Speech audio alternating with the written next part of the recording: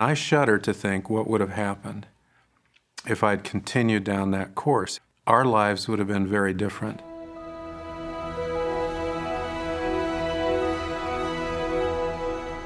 To hear the whispering of anyone, including the Spirit, the closer you are, the better. It's easier to hear.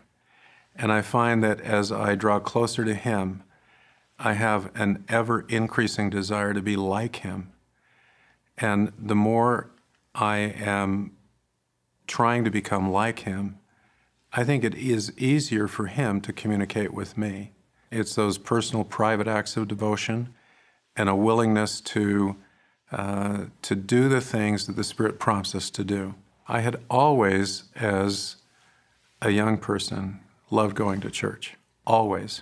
After medical school, and as I began internship, it was very busy.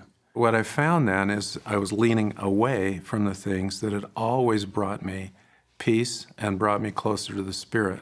One Sunday, I remember it so well, late in my intern year, I knew that if I hurried on Sunday, I could go with Ruth and Ashley to church. And I decided to stall so that I could have them go, and then I'd just walk home, lay down, and take a nap. And I did that. And when I got home and I laid down, I was so looking forward to a nap. And I couldn't sleep because I realized that the testimony and the zeal that had always been part of me, I'd always loved going to church, it wasn't there anymore. That zeal wasn't there.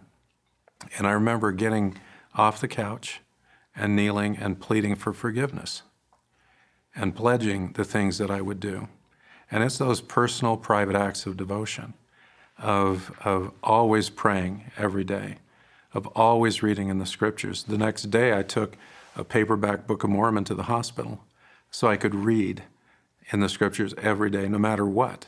I made a list of to-do things, included praying at least twice a day.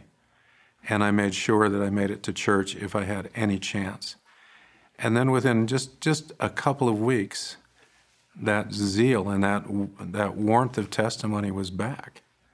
And I shudder to think what would have happened if I'd continued down that course, if I'd fallen asleep and found joy that I'd skipped church.